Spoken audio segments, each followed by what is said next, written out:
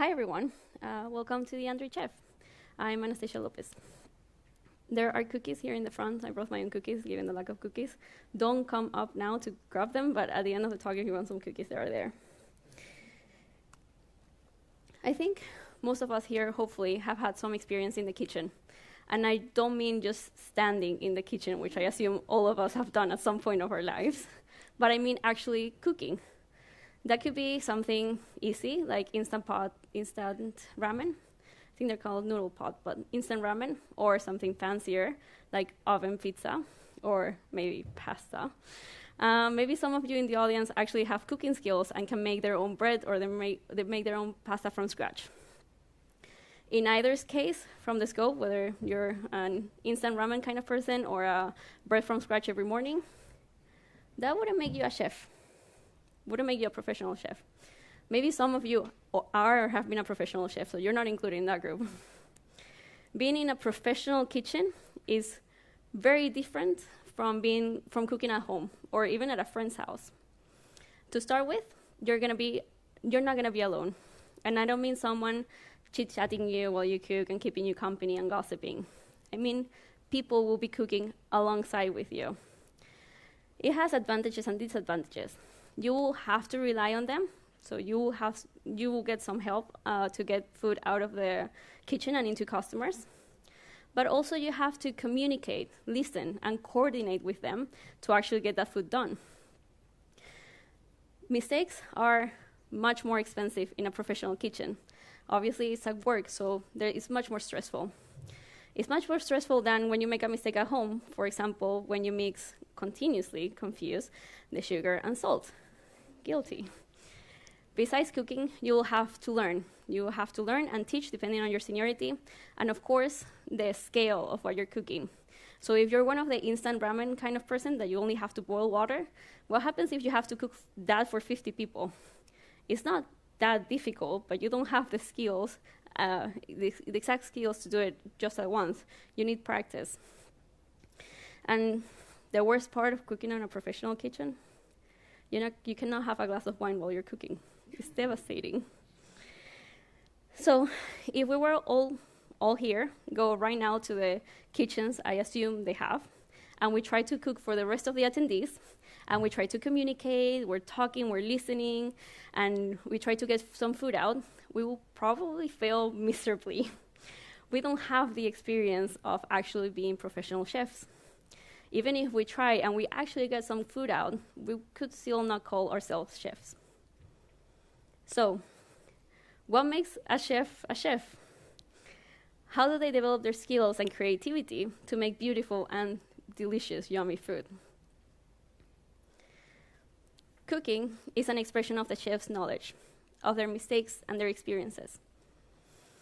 Us here, as Android developers, we forget that coding is a craft. We forget that coding is an expression of ourselves, of our knowledge, of our experiences, of what we've learned, and of our mistakes. We think that we have to be very technical to be good developers. Stacy mentioned this yesterday in her talk. Well, actually, maybe it's not only about technical skills. So, what makes a good developer a great developer, and how can we be one? The purpose of this talk is not to get you to quit your job and become a professional chef. Unless that's your dream, I'm gonna support you, I'm all here for it. I've always wanted to have a friend that cooks for me, but that's just an added bonus. For today, so for the next half an hour or so, I want you to bear with me while we pretend to learn how to become chefs. And in the journey, we're gonna see if there's any skills that we can apply to our own craft. So this is the moment to put our imaginary chef's hats on. And we have to start somewhere. Commis chef. Now, culinary terms are in French. My French is not good. I apologize for my pronunciation, and this is not the last time you're gonna hear it. But going back to commis chef, this is where we're gonna start our journey today. It might look like the less glamorous step to becoming a chef. It does not look anything like what you see at the chef table or what you imagine Ferran Adrià is doing. And yet, it's a fundamental part of your journey to becoming a great chef. And it might have a rocky start. their first day in the kitchen might not be what you thought it would be. You have a harsh reality check because you feel like you know everything you needed to know, that you're on top of the world. Because after all, you just graduated culinary cuisine, maybe in a very prestigious one, where they teach you how to become a chef. So you're obviously prepared to create plates, master the soufflé, the poché, to work alongside Ferran Adrià, Claire Smith. But on your first day in the kitchen, you realize that's way off. You're far from reality. Even with a good onboarding and a good boss that tells you the expectations of the role, you find it overwhelming. The speed of the kitchen, the pace of it, the yelling over each other and having to listen what they're saying over the sizzling pans, the heat, the uncomfortable heat. Your feet are in pain because you've never stood up for so long. Your hands are sore. And to top it up, all those fancy skills you were dying to try on, you're not applying them. You're not even sure how to apply them at that scale.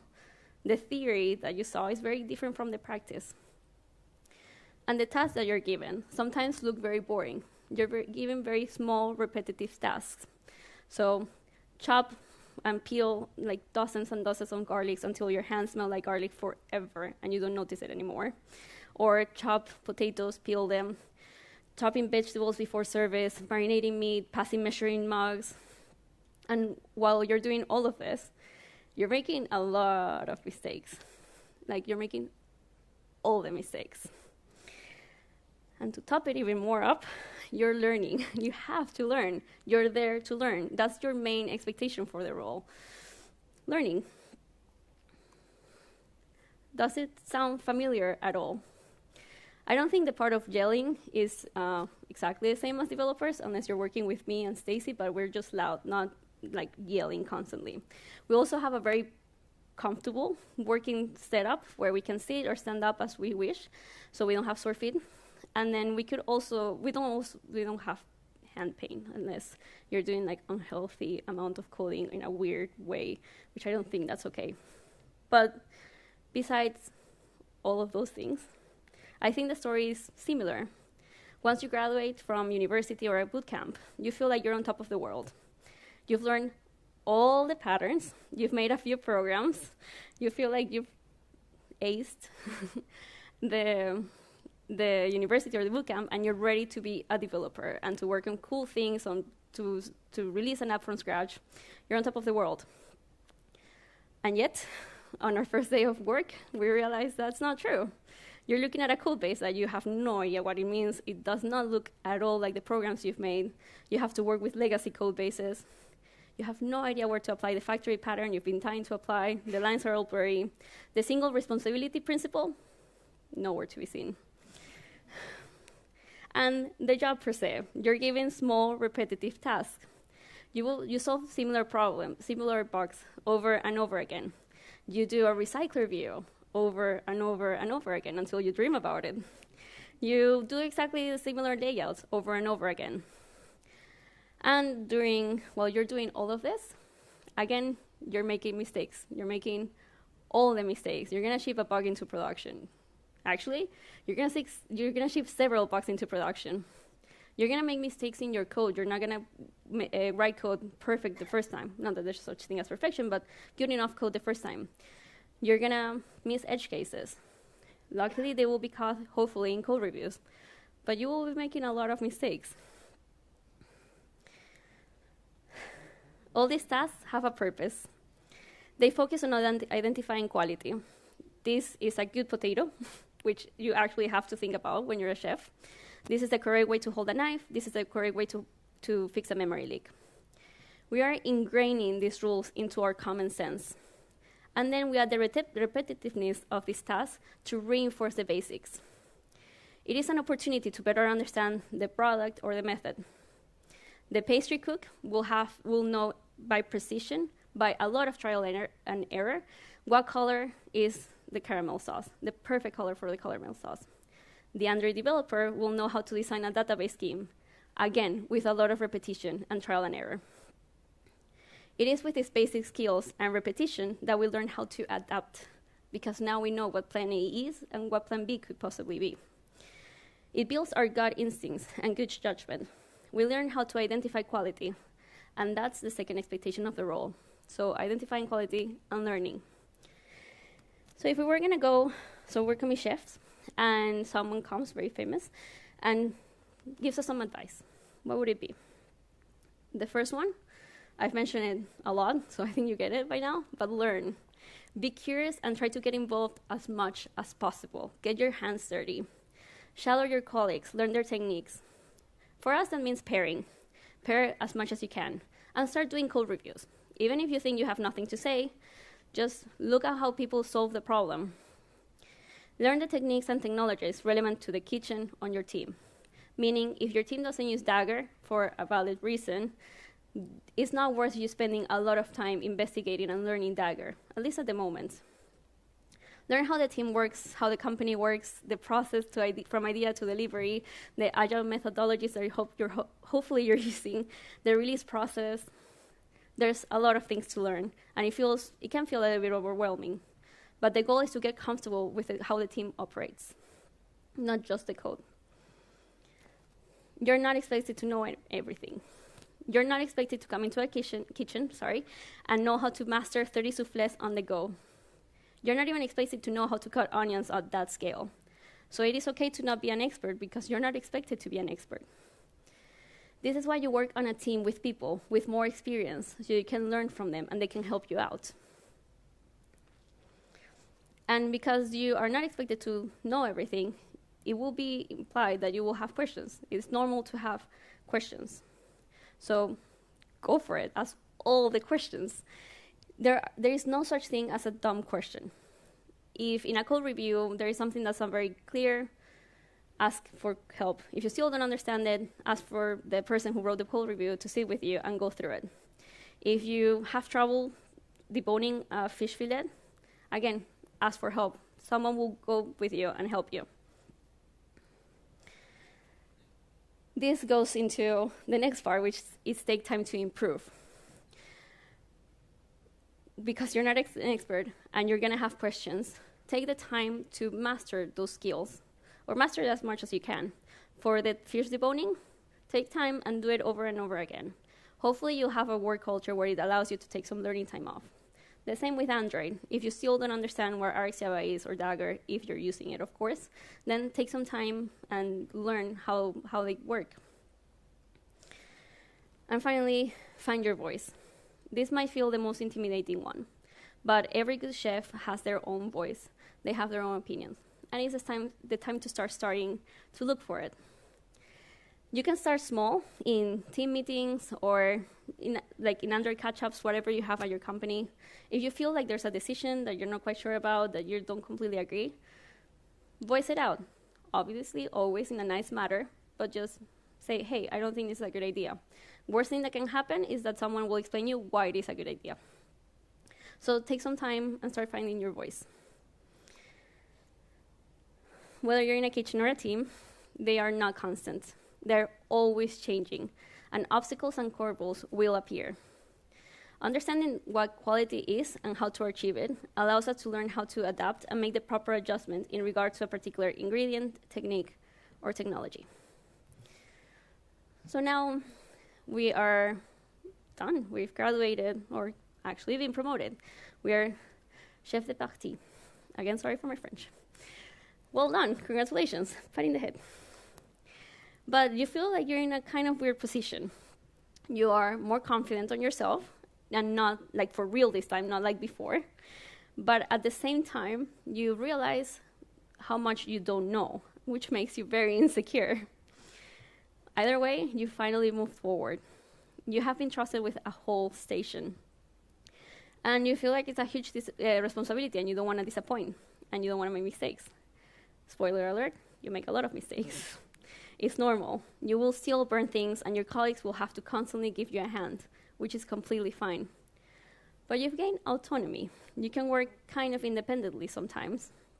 And something swifts too. Suddenly, you find yourself helping other people. You hear someone struggling with deboning of a fish, and you're like, I can help you with that. I know how to do it. You start teaching commis chefs your knowledge and experience. You start talking about your struggles.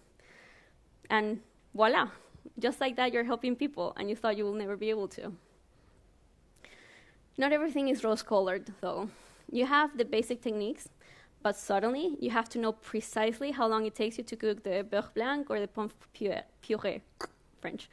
Not only that, but people rely on you to serve the food at the same time as other chefs de partie. So you have to estimate to the second how long it's going to take you. If you're in charge of the fish station and you're cooking a halibut with the sauce and the sides, it has to go out at the same time as the steak plate. It doesn't matter if yours takes longer or shorter than the other ones. With all these tasks and all these things that you have to do, it can be a little overwhelming. Where do you start? How do you make sure it's going to be shipped or cooked on time? And above all this chaos and stress, you're still expected to learn, to master a station. So you're in the fish station and you're supposed to master it, to then move to another station until you've completed all the stations and you have the basic knowledge of the kitchen. For developers, we actually don't have stations.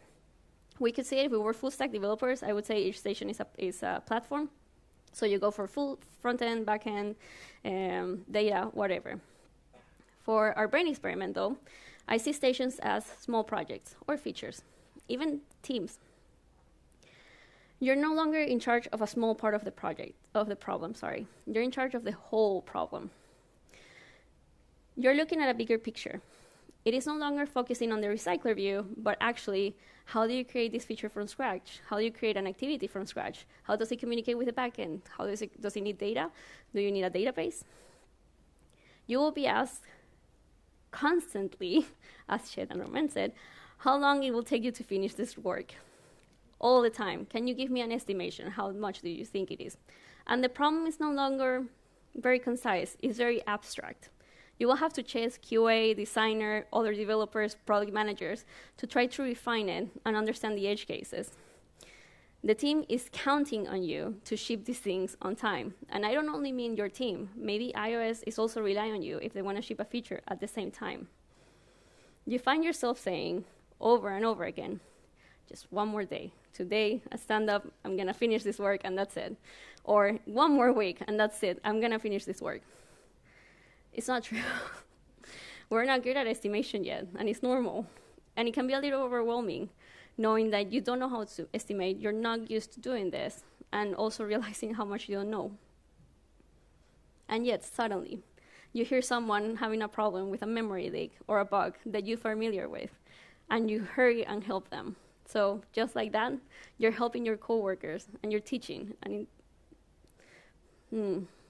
something knowledge. Spreading knowledge, sorry. You've started to understand your world better, your team. You understand a little bit more about Android, or fishes, or steaks, and the company, how the company operates. You've learned how to identify the quality of ingredients, or technology, and the process around you. You've seen how the world doesn't end when you make a mistake, or when you burn a dish. And you start observing and copying other developers, their techniques. How do they approach a problem? How do they solve the problem? You move from station to station, or from project, feature to feature. Even sometimes you rotate teams. You're trying to look at different perspectives to solve problems, sometimes even the same problem. And all of this leads to you being less scared of experimenting. Just like that, we start learning how to improvise, because improvisation teaches us how to be intuitive, how to predict the outcome before we taste it. Good chefs make the old dish better, or their preparation more efficient. Good developers make the old code better, or their coding or process more efficient.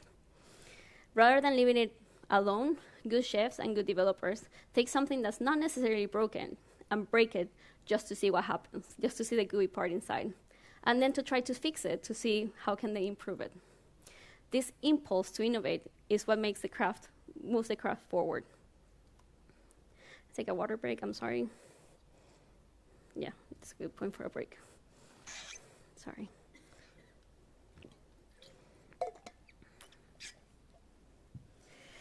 Okay, so again, if we were gonna receive advice, what would it be? Take the responsibility of your work. As I've mentioned before, you're gonna be making a lot of mistakes.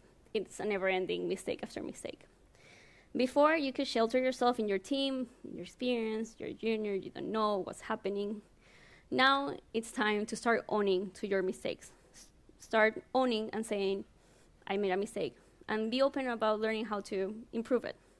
I'm not saying you don't have to do this if you're junior, obviously, that's great. But if you were not doing it, this is the correct time to start.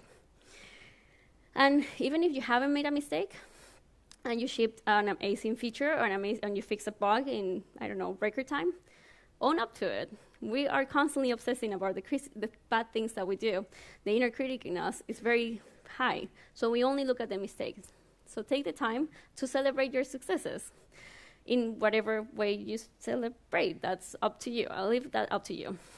So if you make a brilliant monkfish, go out and celebrate it, or eat it, I suppose. Look for things that can be improved and advocate for them.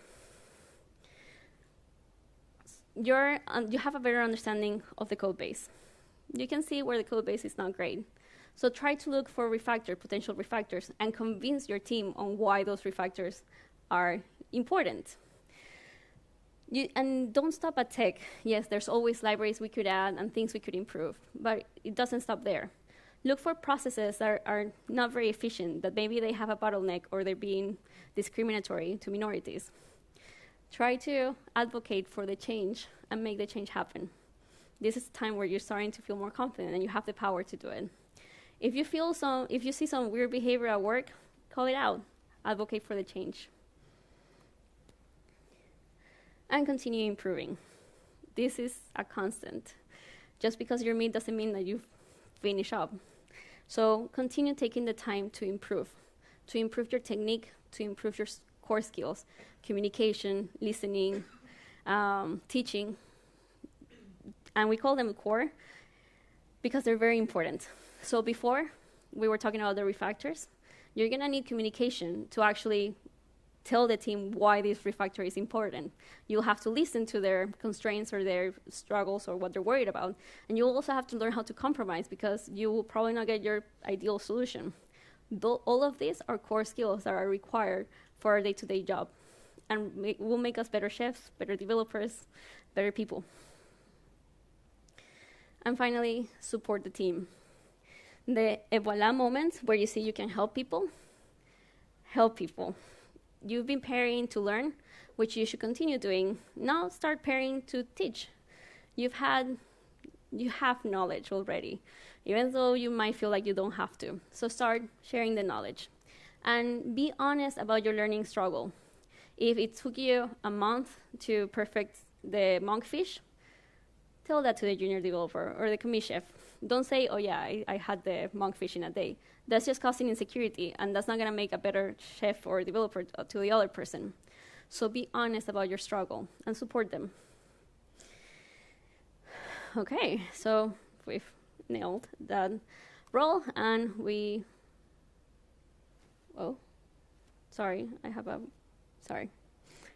I made a mistake and put two slides the same. Anyway, don't focus solely on your technical skills. Whether that's perfection in your languaging or your abstractions, start learning and improving your core skills. These will be essentials in your career development and needed to experiment and innovate. And going back to what I was doing before, we've nailed this role, we're prepared to move forward, we get promoted because we're awesome, and we become sous chef. Fancy. The sous chef is the right-hand person of the executive chef or the chef de cuisine. And you've made it this far. Again, pat in the head. Well done. I know your imposter syndrome will be like through the roof, thinking that you just got lucky, that you were just in the correct place at the correct time, like Anna was saying yesterday. But it has not been luck what got you there. It was a lot of hard work, and it's been on your own merits. So go back and celebrate it. And now you're helping run the kitchen. It's a huge responsibility and an exciting one. You're seeing an even bigger picture now. You're looking how the kitchen works and operates and where it fails. And you are responsible for helping run the kitchen. Yes, the executive chef is in charge of the kitchen, but you're performing a lot of the hands-on management. For example, you're helping plan the menu, which doesn't seem like a lot of management. Except You have to make sure that the menu is realistic, that everyone in your staff can actually perform the assigned task. Which brings us, you'll have to delegate tasks and assign tasks, and you'll have to support the team to make sure they can do those tasks. If they're missing skills, you'll have to sit with them and teach them how to do them. So they're relying on you. You've become more of a support role now. You will have to jump from station to station in very busy services, putting out fires when they occur. All of this will continue to learn. As you can see, there's a constant here. There's a pattern. As always, you're never expected to stop learning. And at this point, your technique is good. Obviously, it's not flawless, but it's really good. And you found your voice. When you're putting out these fires, when you're running station for station and putting out fires, 70% of the time, more or less, you're doing it based on instinct. You're not even thinking about what you're doing. You're just acting on instinct. Like if you see a baby that's going to fall down, you're like, well, hopefully your instinct is to grab the baby. Let's assume that all of our instinct is to grab the baby. Or like a puppy. Everyone likes puppy, right? So you rely on that instinct without doubting yourself. You've come this far. That ingrainedness in us is incredible. So even though you have all of these skills, you're still not ready to run the kitchen. So that's where you start focusing on now, on those skills to help you run a kitchen, which are a lot of management skills. As a senior developer, the story is quite similar. We're looking at a much bigger picture now. We went from recycler view to activity to whole big refactor or new feature, new payment system. That doesn't mean that you're doing it alone, but you're in charge of it. Your main responsibility is to make things work. That's abstract, isn't it? That goes from people to product to code base to teams. Just involves a lot of things. Make things work. Shipping big features, the state of the code, making it work, making your team work. You're also performing a lot of hands-on management. Believe it or not, a lot of people think senior developers just need to code. It's not true. You have been pairing to learn and teach. Now, besides that, you have to top it up a notch and start mentoring junior developers. Help them when they lack certain skills. If you need to ship that giant new payment system, you will need their help. And if they don't have the skills, it is your responsibility to make sure they're supported and they have those skills. You can also advise on what skills, other skills they could improve. I know this seems like a management role, but usually you will have much more context because you're working with them on a day-to-day. Making things work also means helping your team find bottlenecks in the code base or in the process. So for example, if you see that code reviews are taking too long or they're leaving nasty comments or they're just not looking for what they should be looking, it is your responsibility to teach the team how to communicate and how to do proper code reviews. You will also have to help design and product identify problems and refine them. So yeah, making things work means a lot of things. And during this, there will be some fires to put out. Luckily, they're not real fires. You won't get burned like third-degree burn, so that's nice. But it's still not very pleasant. It's still very stressful. If your payment system goes down, the whole company will be very stressed, and you'll be under a lot of pressure. You will have to think fast, rely on your instinct, and delegate tasks, because it's not a one person's job to fix all of that. You have to make sure everyone's helping for a solution. And even after you find the solution, you have to prepare a system, document, processes, so that never happens again.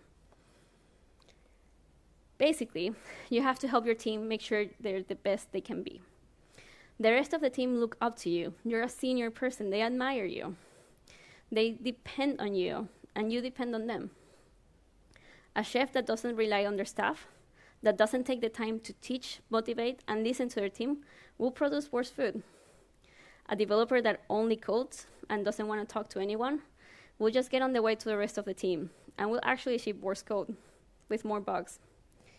The myth of the senior developer that can work in isolation in a little cubicle and not talk to anyone is not true. It's actually very toxic, and I'm tired of hearing it. And we need to burn it with a real fire in this case. You're a role model to your team, whether you want it or not. That's the position you're in, and you need to lead by example.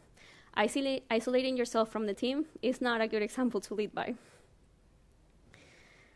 Now, I focus on a lot of the part of the team and people part because I feel that's not that well known in the industry. but you're still cooking and coding and having fun. Once you have that raw material at hand, in our case code, you have also enough technical skill to know how to manipulate it. And you also have the wisdom to know when it's best to be alone or when you need to fix it. That's when creativity enters the picture. Don't get me wrong, you've been using creativity, like you've been experimenting and improvising, but at small scale. Now you have all this knowledge, you have all this practice, so you can start being more creative. The way I see it is, up till now, you've been grabbing all the building blocks. You've been seeing structures, these are the building blocks, great, I know how to do this structure. This is the time to smash those structures and learn how to create whatever you please. The world's your oyster. Again, if you were gonna go back and ask for advice, what would it be? How was that like? Get feedback. Every good chef gets feedback after they've created their new masterpiece. They actually grab all the kitchen staff and they put them in a circle and they ask them to taste the plate and have feedback. Does it need more salt? Does it need sugar? Does it taste bad? Does it taste good? What do you think? How's the decoration? How's the presentation? A lot of questions. As developers, that actually comes almost automatically if your company has code reviews. We write code, we get feedback. Great. But we need to be a little bit more active about it. Rather than just getting feedback on the solution, try to get feedback on the pre-solution before actually implementing it, sorry. So grab your team, say, this is the architecture I propose.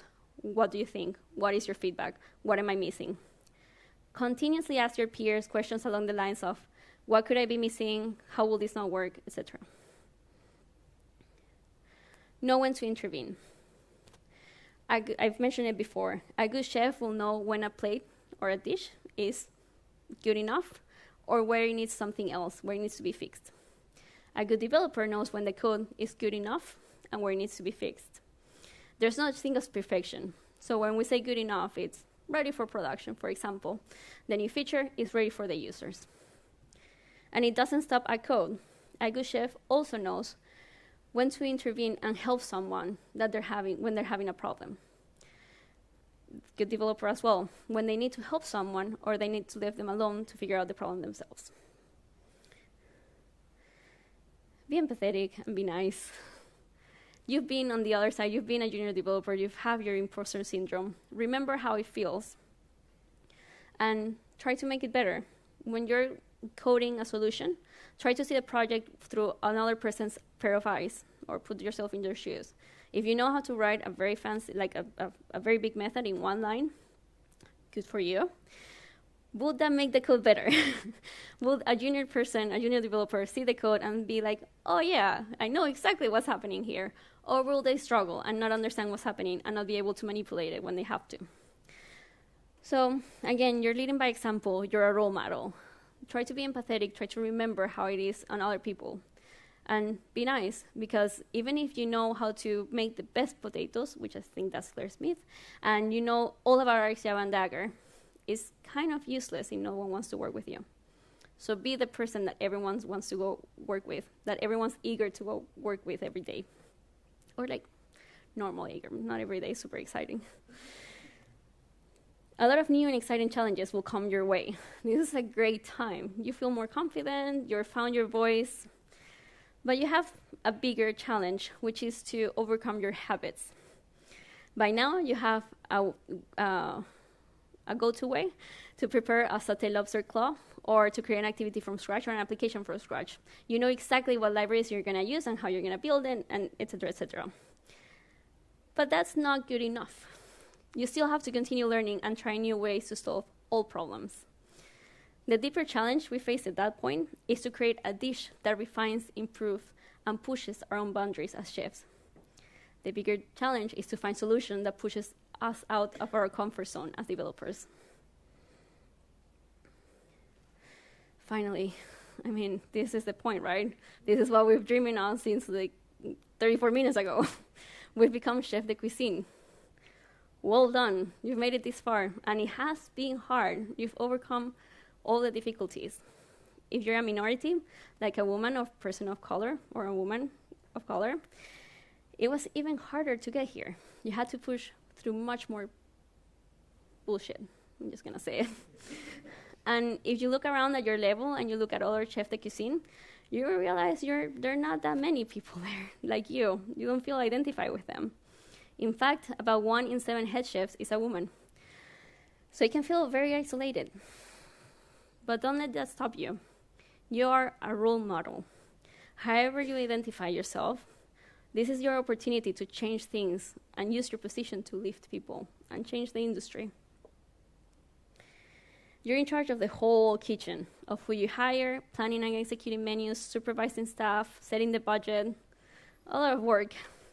But more importantly, you're in charge of setting the direction of the team, helping them have a clear vision and motivation, setting the culture to build teams that trust each other and communicate with each other, that fosters empathy and boldness. This is what will make your restaurant succeed or not. And of course, you also get to have a lot of fun, to create dishes from scratch, to experiment, innovate, to create masterpieces. But with your accumulated knowledge and experience, these masterpieces are going to be unique. This is the part where it gets a bit trickier with my brain experiments. After senior developer, there are several options, but I see the chef de cuisine as actually several roles. You can go into a people's management part or an individual contributor. So you can be an individual contributor that goes into architect, manager, tech lead, engineering manager. I see the chef de cuisine as all of them, because as much as they're different, at their core, they have the same responsibilities, helping set the direction of the team, building a culture of trust in which members can give honest feedback and useful feedback. They can be bold and try new things. They can make experiments and fail, and nothing happens. People feel listened and supported, no matter their level. The responsibility to create a safe place for everyone. Whichever role you're in, whether as an individual contributor or engineering manager, you're still leading by example. You are the example. You're setting the example. People are looking up to you. This is unfortunately not a Batman reference, but a Spider-Man one. With great power comes great responsibility. You have the power to change the culinary industry. Or today, more realistically, you have the power to change the tech industry, to change the Android community. And here are some tips that might help you along the way. So I'm gonna read this out. I don't wanna make a mistake, so I'm gonna read this quote from Lara Hogan.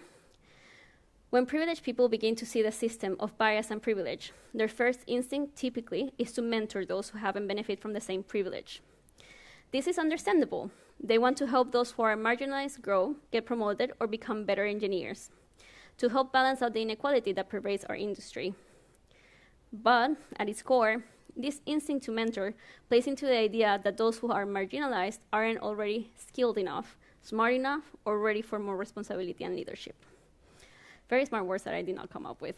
But at this point, you've been mentoring, which is great. You've been helping people in the industry. Now it's time to sponsor them. You have more visibility than most of your team. You know where the opportunities are. So try to develop and maintain awareness of the opportunities for those around you that could benefit from it. Developing this as a habit takes effort, but it's a win-win scenario. You will sharpen your critical thinking skills. For example, in meetings, you listen to something like, oh, actually, what we've been talking will be a great opportunity for Lola. She could tackle that. But also, you're helping someone, the sponsor engineer, has the opportunity that otherwise they would not have not had it. English. Lift those around you. Good chefs and good engineers lift the skills and expertise of those around them. This isn't something new. This is something I've been mentioning before. We understand there's so much we can do, just one person. The world's best engineering or best cooking is executed by teams, not singularly brilliant and lone engineers.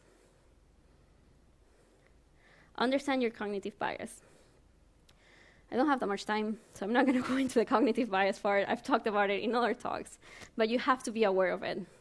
It can jeopardize your growth, your future, your career progression. But more importantly, well, maybe as importantly, it can also impact your team, how you promote people, who do you offer those opportunities to.